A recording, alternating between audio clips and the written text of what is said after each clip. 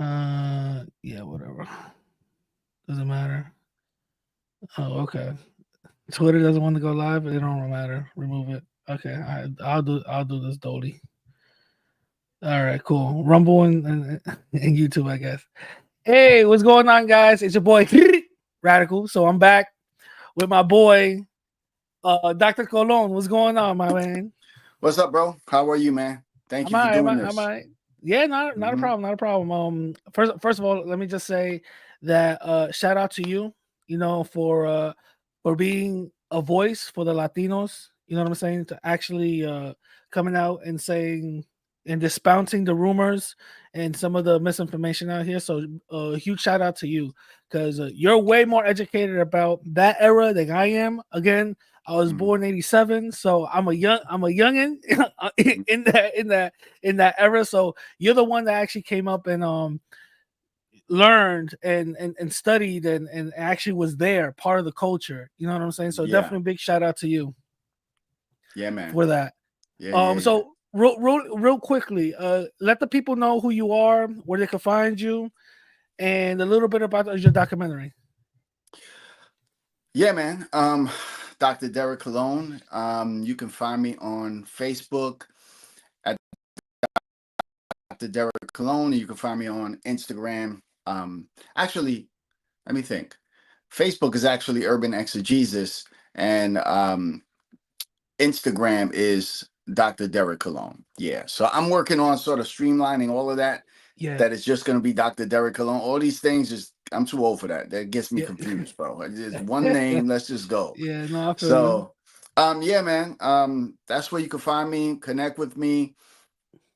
Um, and we're talking about the documentary, man. So, Yeah. yeah. First of all, for people who might not know, this is not the first time I'm interviewing Dr. Cologne. We interviewed before, so definitely go check that out.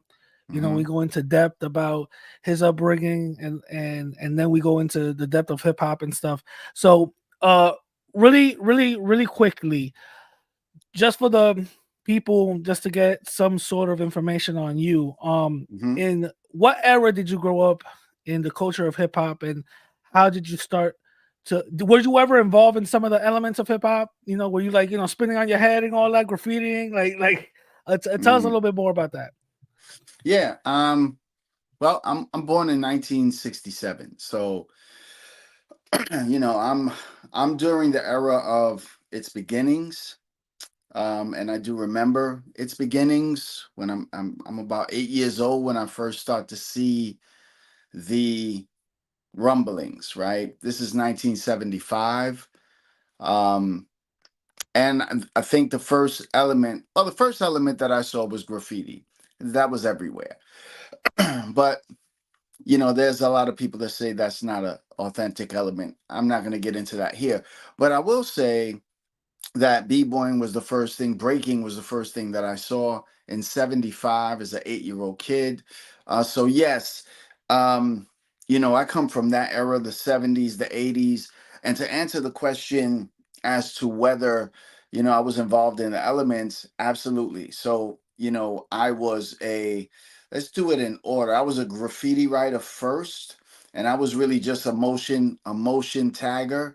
And I used to do throw ups, right? So I'm not doing pieces, I'm not on trains, I'm not doing that. I'm just bombing. I'm just writing on walls, that kind of stuff. And then the next element was b-boying. And so I was a b-boy for a couple of years. And then the last element was the element of the MC. So I was an MC for a pretty long time. Actually got to do a record. Actually, was, for those that know, the record labels, Stu Fine is a guy who owned Wild Pitch Records, and so me and Stu Fine were in negotiations, and it just never really panned out. So yeah, so I Oh, so did wait, do hold those up. elements. So there's a mixtape out there, Dr. Cologne spitting a 16. Hold up. Oh wait, Oh, there's not a hold mixtape. There's not a up. mixtape. It's there's a record out there. Yeah, yeah, it's out there. Yeah, Uh I'll send oh. I'll send it to you. Yeah, I'll send Oh, it to you. okay, It's okay. on YouTube. Yeah, All right, I cool, didn't cool, put it cool, on cool. YouTube. I just happened to find it, and I'm like, Yeah, oh, yeah, yeah, okay, yeah. somebody put it there. So Yeah. It was just a single. Were you Two going by sides. Were you going by the Dr. Cologne at that time, or did you Nah, go? we're not gonna talk about what I was going by. We're all set, bro. I feel you Yeah, on yeah, that. yeah. No, so let's go into this documentary because Mm-hmm. I don't know about you, bro, but I've been very excited to actually finally see it. You know what I'm saying? Yeah. Tell the people the name of it and when it comes out and where they can find it. Yep, the Latin Breakdown is the name of it. Hip Hop's Latino Connection.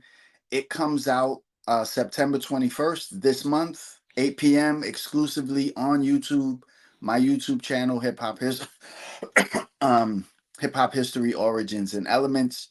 And yeah, I can't wait. I can't wait to release it, man.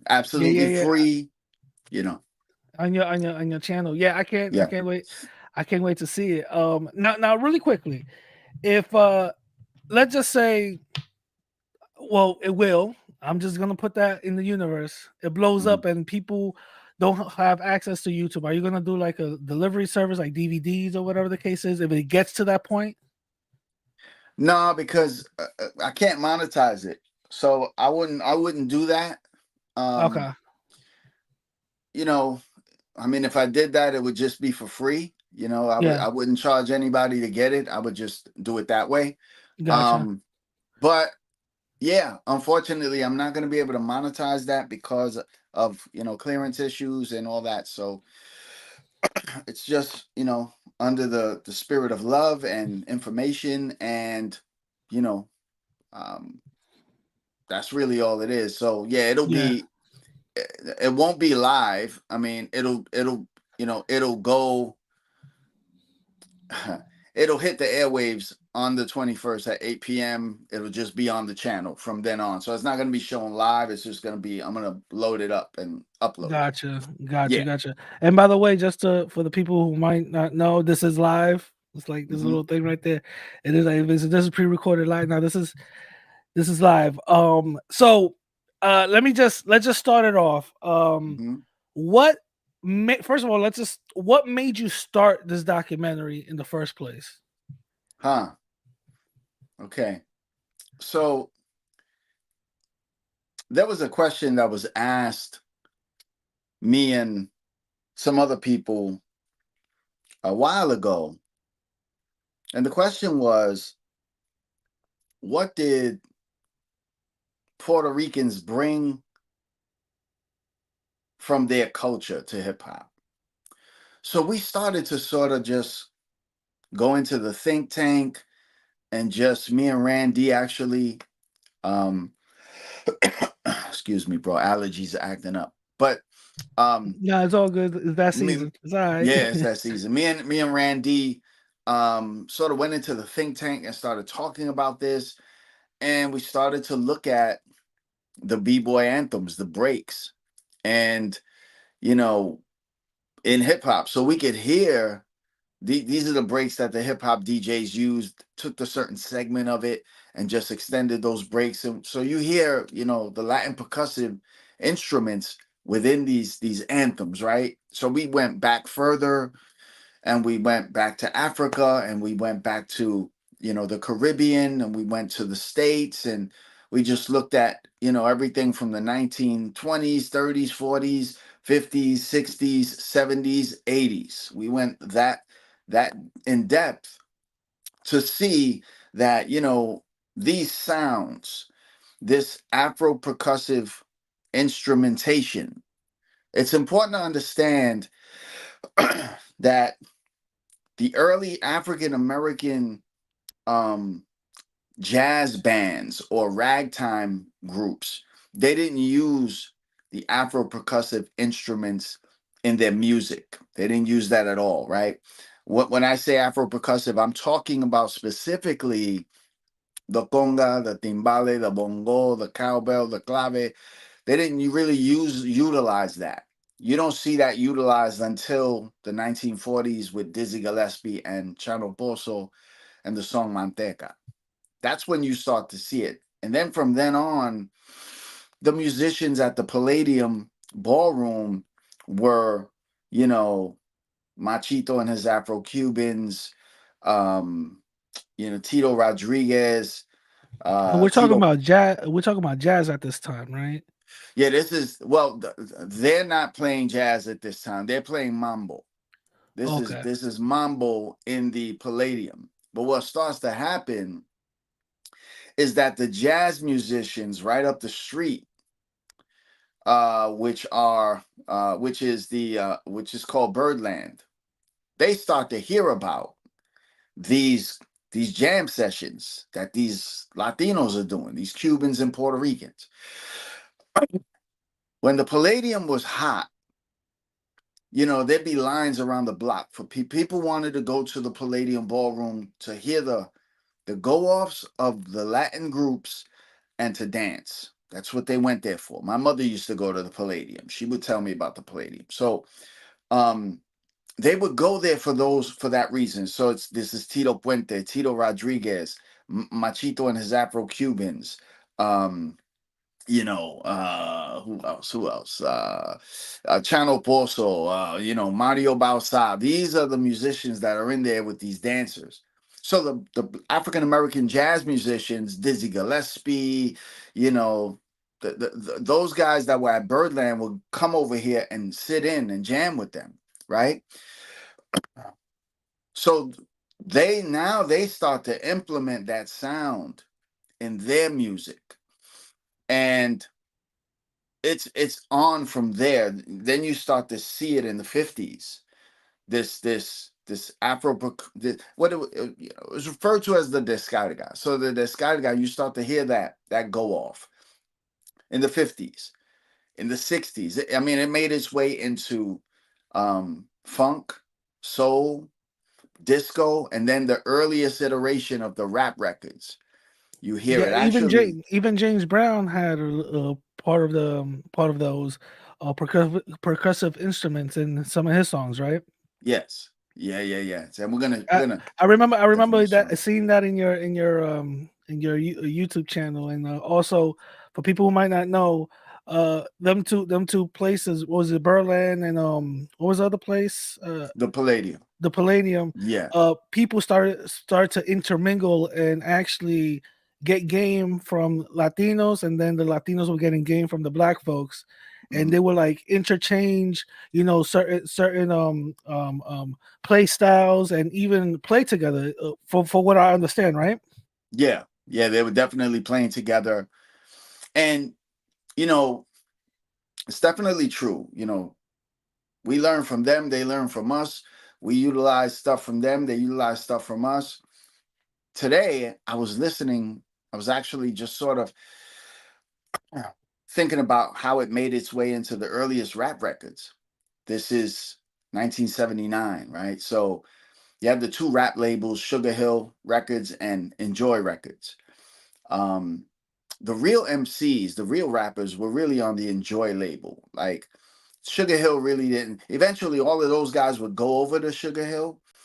But like when I'm listening today, I was listening to Freedom by Grandmaster Flash and the Furious Five.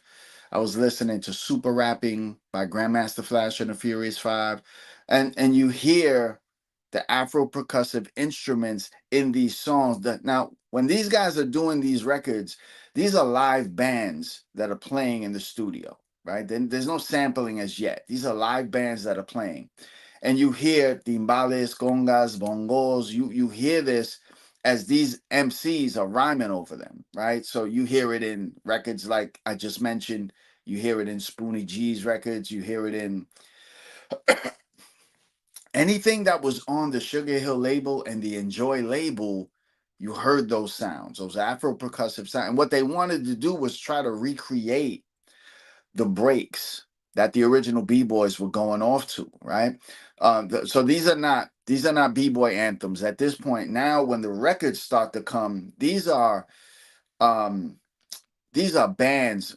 Mainly one guy is Pumpkin. So Pumpkin, the king of the beats, he had, Pumpkin and his Pumpkin and the Pumpkin and Friends, Pumpkin and the All Stars. He had this group of people that he would implement that sound into these first rap records, right? But what they were really looking for was the original sound of the b-boy anthems. They wanted that live early hip hop flavor, the live jam flavor. And that's why they did what they did. So yeah, the sound made its way through everything, Yeah, right? and real quickly, before we go on, can you give us a definition of what does descarga mean? Because a lot of people confuse it as many times as you explained it, as many times as you broke it down. People still confuse it. So can you really quickly can you tell us what the descarga means? Yeah. So I think the confusion comes because of looking online and looking at Wikipedia. Wikipedia came up with this definition. Now, anybody that knows Wikipedia, they know whoever put that on Wikipedia can always go back in and change that. Right? They could make it say anything. So Wikipedia had this definition that it was derived from the improvisational jazz sessions. Um, the descarga has nothing to do with uh, the improvised jazz sessions. The descarga is Latin music. It pertains to Latin music, period. Right. So um, these are it's known as the go off, right? The let loose, the the be free. Descargas are when people in the band would just start to let loose. Even in mambo, right? So mambo um is another for instance. See, this is not something that you could define on paper. Like we could show you what it is. We could let you listen to what it is. So, um, It's a percussive sound, right? It's a it's certain a sound yeah, it's a sound that's what percussive. it percussive. I'm sorry, percussive sound. That's what it is. And you've given explanations and of this plenty of times. Yeah, they don't. They just they don't want to accept what it is. But that's neither here nor there with them. Yeah, because a lot of people. I'm sorry to cut you off, but a lot of people think that the skyga means a certain instruments playing together, and that's not what it is. mhm. So No, no, that's the no, reason. no. That no. Descarga is it's congas, bongos, timbales, claves. It's all of those going off, at the same time. It's a Yeah, go off session. That yeah, that yeah, is yeah, what yeah. it is. Okay, It's not connected to jazz though. It's the okay, got it, got it, descarga got it. is connected to Latin music.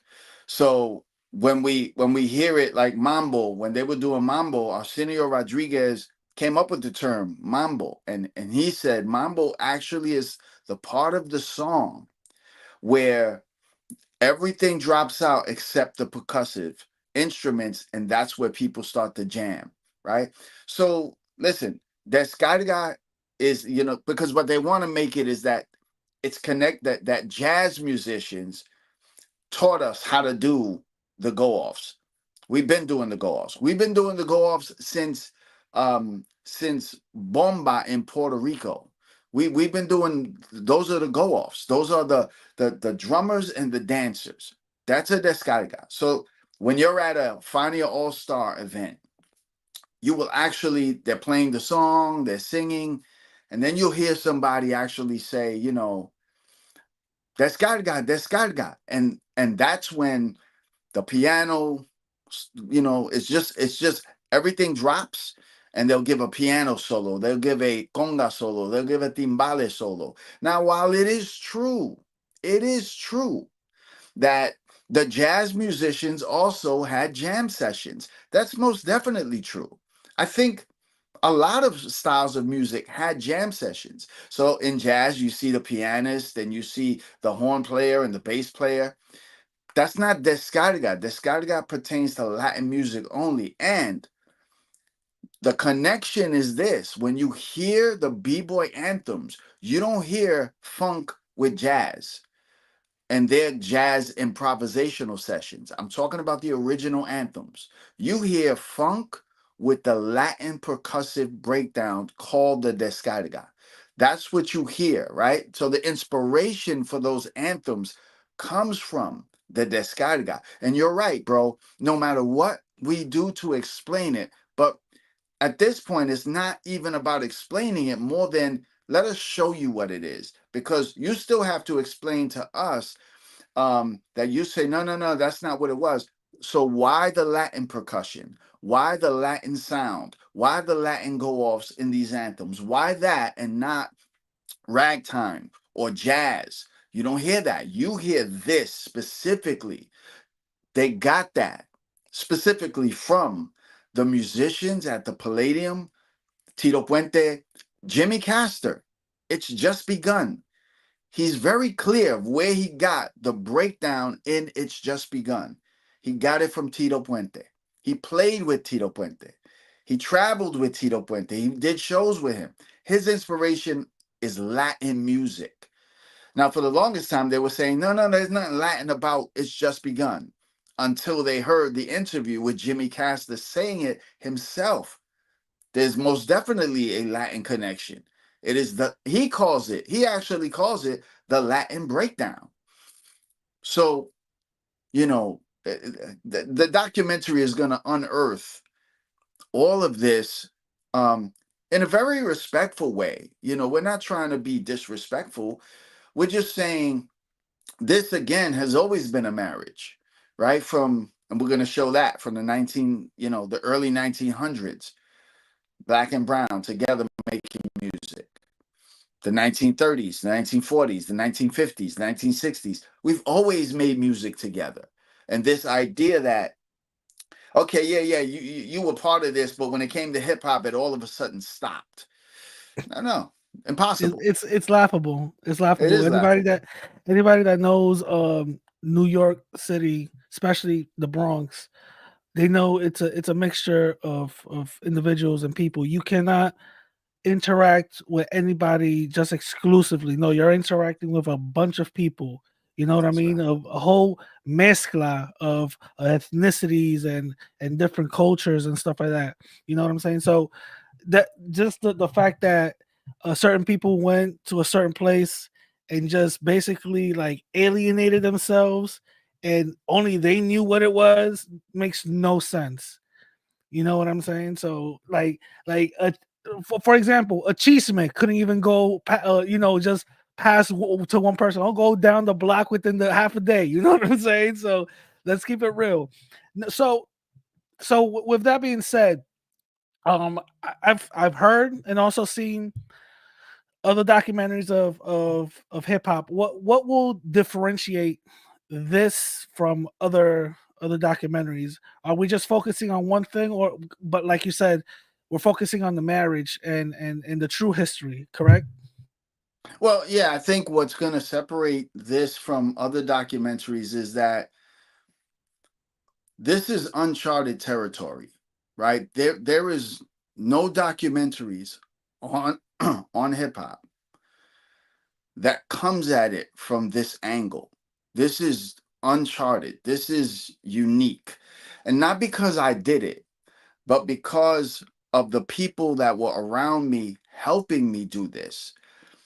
This is it's mind blowing to start digging. And I use the term as an archaeologist. You're digging and you're unearthing things that you people didn't even know. So there's going to be a lot of stuff that is shown that people automatically are going to say, well, but I thought this was a hip hop documentary. It most definitely is, but we got to build the case, right? So we got to go back and we got to trace where all of this influence comes from and then who was involved in it. So, Yeah, you cannot just start in the middle and then just go towards the end.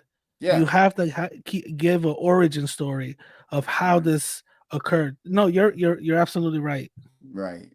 Yeah, so, it's something that I've never seen before. Um I think the closest that we've come to the way that this is done, the closest, but it's not even the same, is the documentary called From Mambo to Hip Hop. And so that's a documentary that traces Mambo, the Palladium. They're talking about that. And then there's a great documentary called The Palladium. and that's phenomenal. But this is different because we're talking about the records that the DJs took and those segments in those records that were laced with this heavy funk and heavy Latin go-offs. To deny the Latin is bonkers to me. Like, I don't get how you can hear that and say, you know, well, no, those are black musicians. They know how to, that comes from Africa. Is it Exactly. Exactly. and I was gonna actually go to that next. Since I started this YouTube channel with my podcast and everything else, giving Latino history, also black and brown unity history on top of that, and also promoting black and brown unity and things of that sort. I've noticed something very interesting. Um, Usually, a lot of Latino type of achievements and Latino type of inventions or whatever are pretty much like forgotten about or gave excuses of. Dug under the rug, not really mentioned. And if you are mentioned, you're probably mentioned in a little cliff note, and that's basically it. Latinos don't have that much of a, for what I've seen, that much of a representation. For example, in a certain month, you got, in February, we got, Black History Month. Shout out to Black folks for that. And in school, you get to learn about the great achievements certain Black people made. You don't get that with Latinos. You don't really get certain achievements that Latinos made that actually help out and benefit, America or the world. You know what I'm saying? So it takes certain individuals where you gotta become like a YouTube university psychologist, just so you could like learn these type of things that are not being taught in school. You have to like go into your, so how in your opinion, how come these certain things happens to Latinos? How come we're like forgotten about and just shunned? I think so. As a history teacher, for the longest time, African American achievements were also, I just need to make this clear, were also shunned. Were also, you didn't really see anything in history books. Maybe you saw Martin Luther King Jr., maybe you saw Rosa Parks, but you didn't really hear about the great inventors, the world changers from the African American perspective. And there are many, huge. So in the same way, the people who are bringing this out, the African Americans who are bringing this out, decided, listen, they're not going to tell our story, so we got to tell our story. And it's the same with us, right? The history books are not going to tell our story. We have to tell our story. Thank God for people like Arturo Schomburg and the Schomburg Center in Harlem, right? So this is a Puerto Rican who, he gathered the one of the greatest collections of Black history because he considered himself Black as well, right? He comes from the African diaspora, so do we. So we're all in this together. So part of it is showing what we've done, but not at the exclusion of African Americans. That's not my heartbeat. That's not what I'm trying to do, because I understand fully well. There's a great movie. I'll give you an example. So I started to watch this movie called Something the Lord Made, right? I was intrigued to watch it because Mos Def was one of the actors. And I'm like, what's this? What's this about? So I watched this movie. I own it. Fantastic movie. And it chronicles the life of a man by the name of Dr. Baylock and Vivian Thomas. So his name it's Blaylock, I believe. And so this was a white surgeon who was a cardiologist. And this is during the time of Jim Crow. This is they're not. Vivian Thomas was given the opportunity to work with this doctor. So Vivian Thomas also was trying to save up money to become a surgeon, to go to medical school. He just never had the opportunity. So he's working for this doctor and he's really cleaning up. So the doctor was doing experiments. Nobody had done heart surgery yet in America, nowhere, right? This doctor was going to do some groundbreaking work. So he has these dogs that he's, having to cut open and practice on. So Vivian Thomas is responsible for cleaning up the dog kennels, right? Okay, so you get what I'm saying. So like they got the African American guy. He's you can't do nothing else but that. But while he's with this doctor, Vivian Thomas was an excellent carpenter. So he was beautiful with his hands. Vivian starts to take advantage of being in the lab with this doctor and he starts reading his books. He starts taking notes. And so the doctor notices one day that he's reading his books and the doctor's like, "You were a carpenter, right?" He said, "Yeah, yeah." He's like, "Come over here for a minute. I want you to put your fingers in this in the scissor holder and the clamp. I want you to grab this piece and put it over there. Let me see so he grabs the piece, he puts it over there. He's like, impressive. Long story short, Vivian Thomas he's the only African American. The doctor gives him a white coat. He's not a doctor, but the doctor gave him a white coat. He's like, this is my lab technician now. He's not cleaning my dog. This is my lab technician. Vivian he starts creating like air compressors and for the surgeries on the dog. Vivian starts to do things like Dr. Blaylock said, "Yo, I want you to operate on one of the dogs." He's like, "I'm not ready for that." He's like, "I think you're ready for it." So Vivian is in That's there. something huge from learning books, Yeah, making, to like operating on something like tissue and organs. That's huge. absolutely. Absolutely. So he goes in, he does it with his eyes closed. He never looked. He just felt the heart. Long story shorter, there was a case of these babies, they call blue babies. This is a true story. The blue babies were not getting enough oxygen to their heart. And the baby was growing, but the heart wasn't growing with the baby. Right. So him and Dr. Blaylock start coming up with this concept. And Dr. Blaylock, he says, we're going to do the first operation. Well, he was. Vivian wasn't. So he gets into the operate. All the doctors are saying, you're crazy.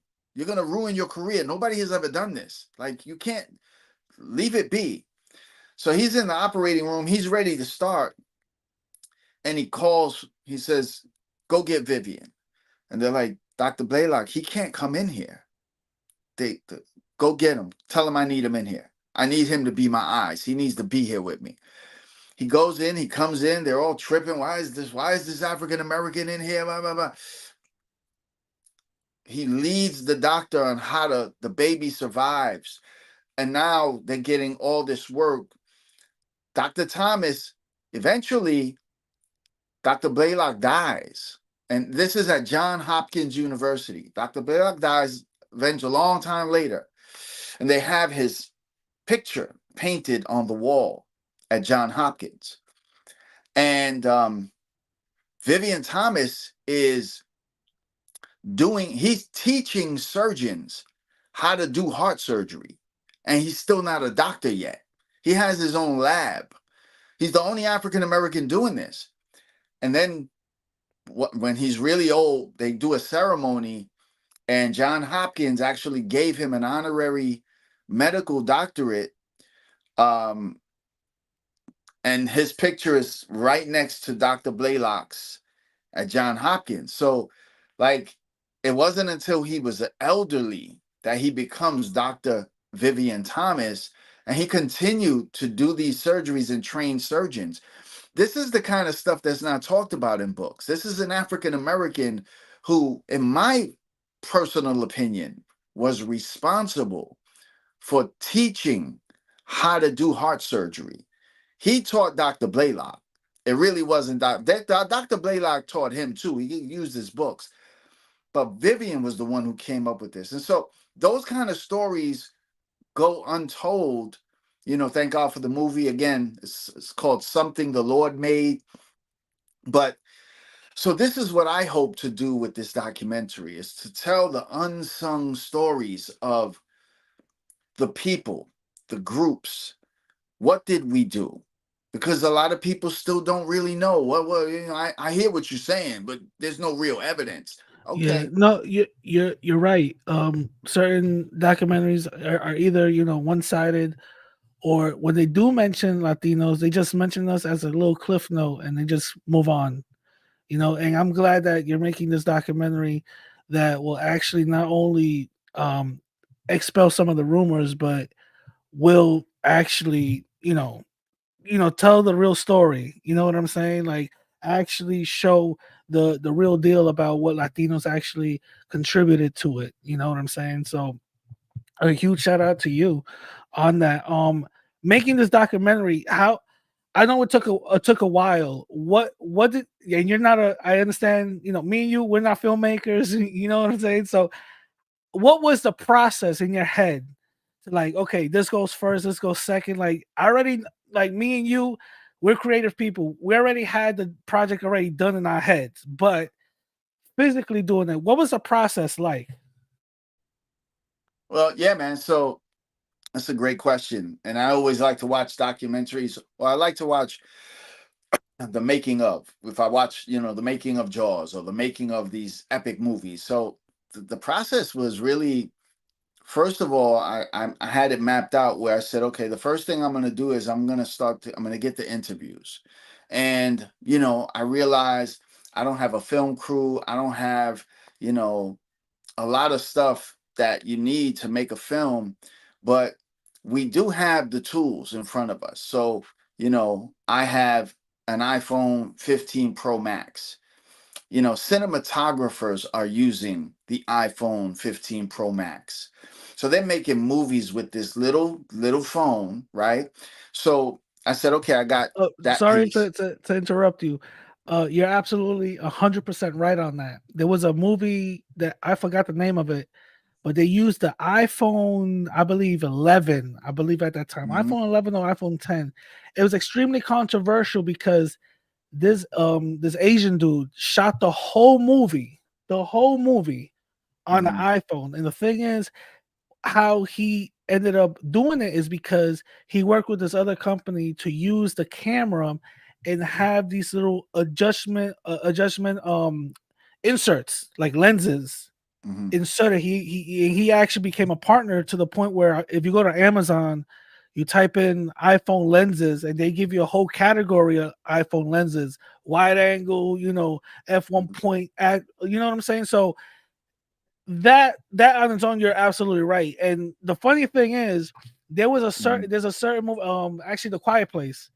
There's two scenes where it was shot on the director's iPhone, and when I saw the making of it, he said the wow. grittiness that they could have used with just a phone made it possible to have that tight shot because a big camera wasn't able to do it. And I just Mhm. found that very interesting. But continue. I'm sorry to cut you off. Continue. Go. No, that's good. That I love this kind of stuff. It's I'm a geek, bro. So that was part of the process, and then I knew I wasn't going to be able to get to people. I don't have a budget to travel, and so I knew I had to get people to either film themselves in a 16 by 9 frame.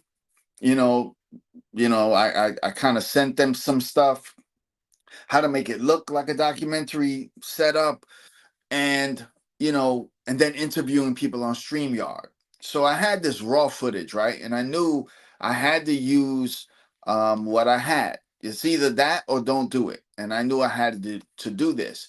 So that was the first part. Got the footage, and now I start just watching the footage. My process is going from beginning to end. A lot of filmmakers, they go from the end, the last scene, and they go backwards, right? I just wanted to go from the beginning to end, so I thought about an introduction, and I created that. And then I said, okay, let me listen to some of the footage, um and as I just started popping things in, then everything was in. Now I gotta piece it together. Now I gotta edit, put this over here and put this over and see where the connections are. And then, the different chapters. What would, I had to find what were people talking about in that chapter. Let me stick it over here. Let me stick it over there. And, then it was just, once I got everything where I wanted it, next was going to be the color correction. Then next was going to be the sound, the soundtrack, the soundtracks, the scores. And so yeah, it was, well over a year of doing this, and then adding people as they came last minute, and just trying to figure out ways to make footage on StreamYard look halfway decent. And the editing program that I used allowed me to do that and to make it look, I wanted to come to as close to film as I could. And I think I've achieved that without having all the bells and whistles. But it's kind of put a bug in my spirit to really probably pursue film. I like film. I'm a movie buff. I love that kind of stuff. So, just watching how directors and how cinematographers and how do they do this, and watching a lot of videos about iPhone movies and how they did that on the iPhone. So the process was frustrating sometimes because it was just me. And I was the director, I was the writer, I was the editor, I was but thank God for the cast, because the cast of characters, without them, this would not be. And it was the cast of characters that I had to try my best, 110%, to make them shine, because they're giving their time for nothing. And these are not little people. These are important people, so the process was great, but it was a challenge, but it's Yeah, of done. course. And now I know how to go to the next challenge and make it a little easier. Uh, real quickly. Do you are you planning on doing a next documentary? If so, what would it be about? Um, we're talking. There's thoughts in the air. I would like to make a film, a movie, but the documentary, there's probably two on the table. Not really sure of the concept yet. We just sort of, okay, we did this. Now where do we go? So it's kind of just talking right now. But once this releases, I'm gonna take a break. I need a break, so I'm gonna take a break and just really just get my mind settled, and just kind of, I need a sabbatical from social Yeah, media and I feel- YouTube, and I just gotta get away for a minute, yeah, let the documentary do what it's gonna do, yeah, and then in the meantime, obviously, prayer. I'm a man of faith, so praying. I'm praying for God's direction, and what do you want me to share with people, and what's the next move. And so there's a lot of thoughts, right? So a couple, would be, um I would love to do something on the whole, what's called the CHH movement, right? The Christian hip hop movement. Right. So oh, there's a huge movement within this. It's the culture within the culture, right? So these are okay, Christian hip hoppers, mainly rappers, people like Lecrae, and there's other people that are pretty famous now, yeah, but really telling that backstory of how these guys who come from hip hop culture, and then have an encounter with the Lord, and now they just take their gift and their talent, and now they use it for him. And we're not talking about, people hear this and they think, oh, that's some corny, popcorn stuff. No, no, no, we're not talking about some corny stuff. We're talking about the production, the rhyme scheme, just some tight stuff. But I want to give that history of, you know, who started this genre, where does it, and then go through it, talk about, you know, things that were happening in the Bronx. That there were huge festivals in the 90s that they were doing. They were doing block parties, closing off streets, and so I want to tell some of those stories. Another idea is to talk about, because part of my, you know, I spent about 6 years, 79 to 85, in Rochester, New York. And so all of this is in my book too. But in Rochester, New York, when I first got to Rochester from the Bronx in 79, there was no hip hop, right? They were playing rap records, but there was no hip hop scene. It was just rap records, right? So I want to unearth that story of Rochester hip hop and how New Yorkers who came from New York brought hip hop to these different cities, and Rochester being one of those cities. And I was responsible for a lot of that stuff, graffiti, you know, b-boying, all of that stuff. I wasn't the only one, because there were other migrants that came from New York. But so those are the kind of stories I want to tell and interview those people. um you know, I don't know what else. I don't know what else. I think, you know, Gotcha. I don't know. I don't know if Gotcha. breaking is one. Yeah. um, what was it? Who can we expect to see in this documentary? And what is the overall message that you're trying to convey with this documentary? Good question. Well, cast of characters, man, I hope I don't leave anybody out because I don't have it in front of me. Cast of characters are people like Felipe Luciano from The Last Poets, um, Babito Garcia from Stretch and Babito. This is a 90s DJ, known, had one of the most powerful radio shows in underground hip hop in New York, Stretch and Babito. Cole Rodriguez, a hip hop historian. You know, Randy, Andrina Scasa. She helps us with the Puerto Rican aspect of Puerto Rico. Frank Papo Rojas takes us through the rock dance and that history and the music that they were playing during that time. Um, Tuffy Questel. Tuffy Questel was the he was the co-host of Video Music Box with Ralph McDaniels. So Tuffy shares some stuff. You know, B-Boy Pro for One, you know, a modern B-Boy, you know, but uh, just really gave some insight as to what really made the B-Boys break. I got Asia One, who runs the B-Boy Summit in California. Um, Abby from TBB, he's the president of the Bronx Boys Rocking Crew. I'm trying to think so I don't leave anybody out. Man, and I know I'm gonna leave somebody out, man. Someone asked if Pluto 7 is in it. No, Pluto 7 is not in it. He was gonna be in it, and yeah, he you know, he pulled out. So, you know, there's a story behind that, but no, he's not in Okay. it. Let me see some more people. Joe Conzo, the famous hip Oh, hop word. photographer. Joe Conzo is in it. Frankie Cutlass is in it. Man, there's so many other people.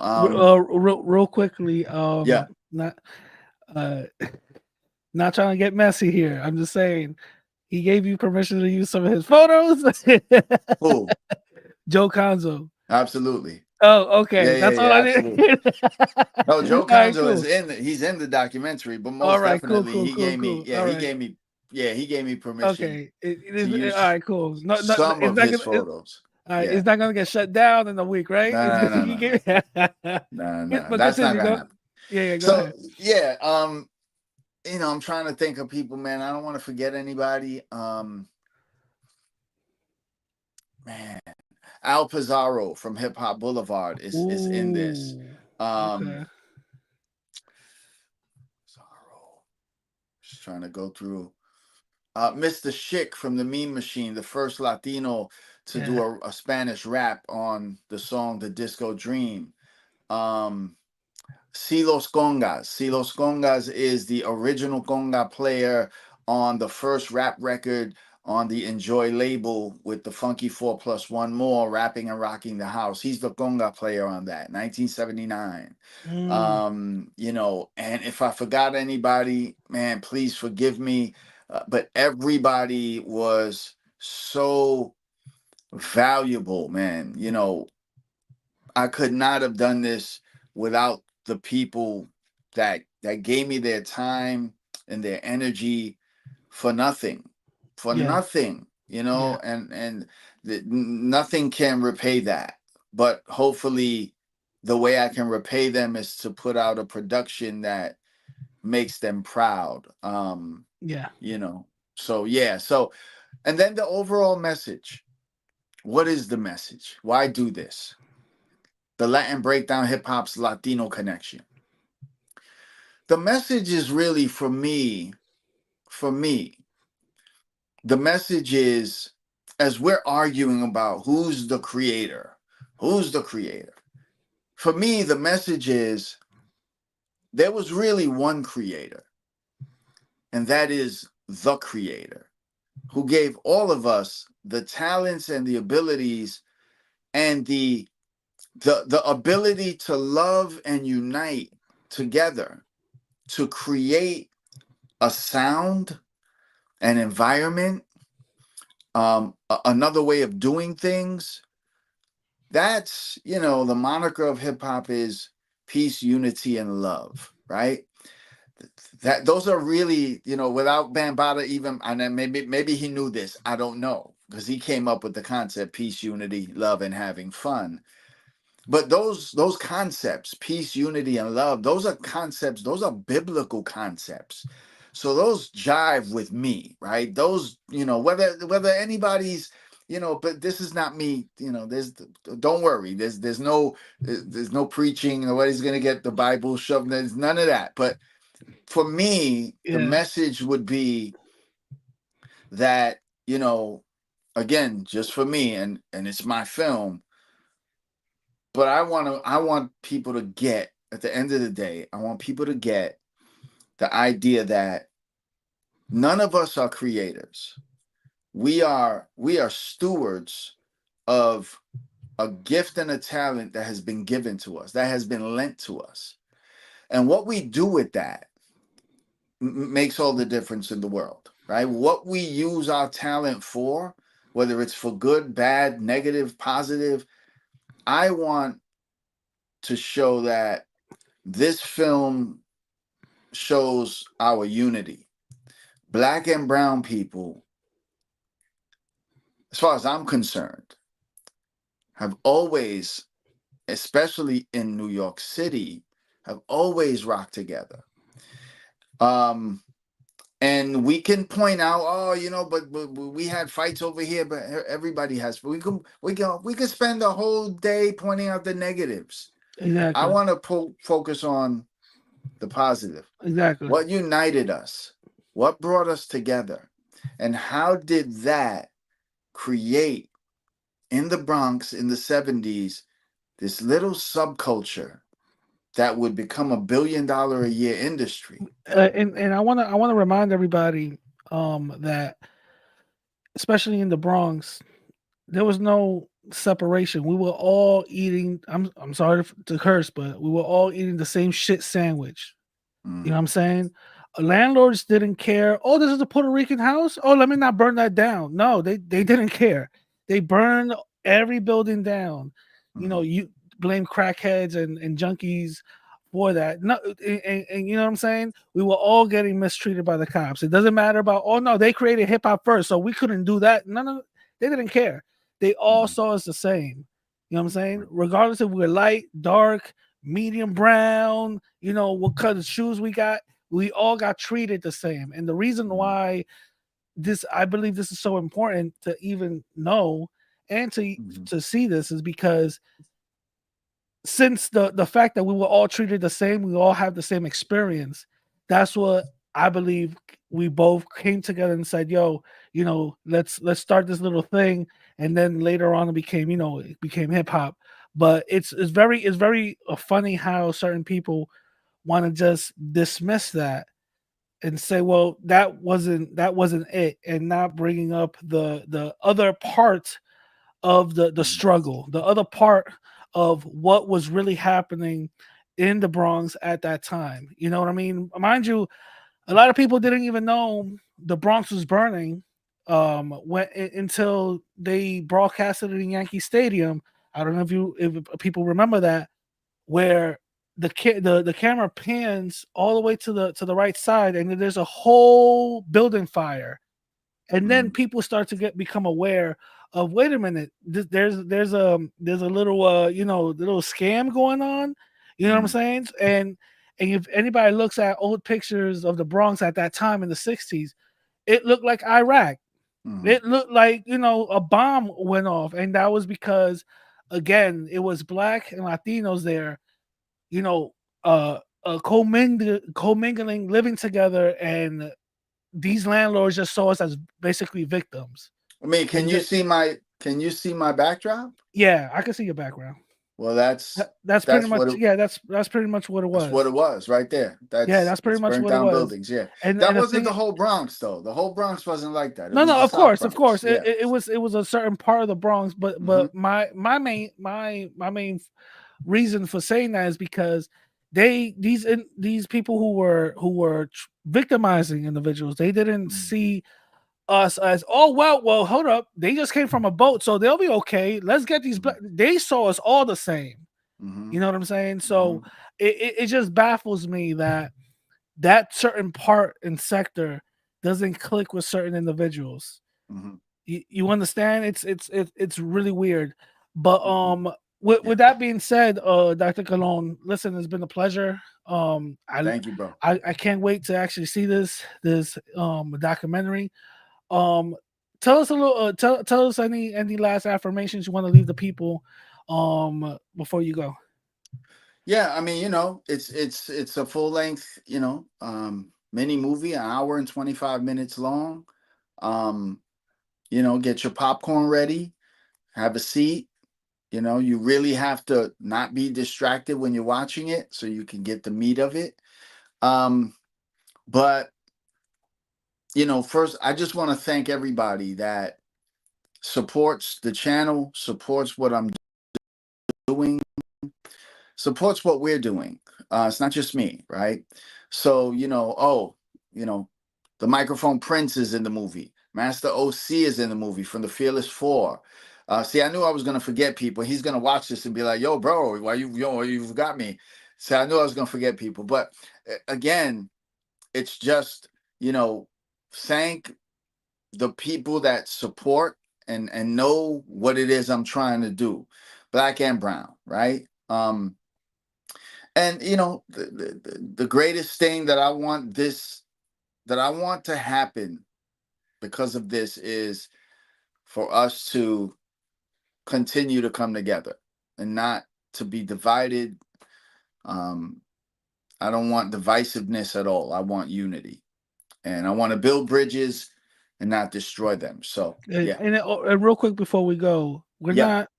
I and for what you told me, and for what you're saying, this whole interview, we're not taking away nothing from nobody. We're not Hmm. trying to colonize some people will say a certain genre. We're not trying to do that. We're trying to make the history right.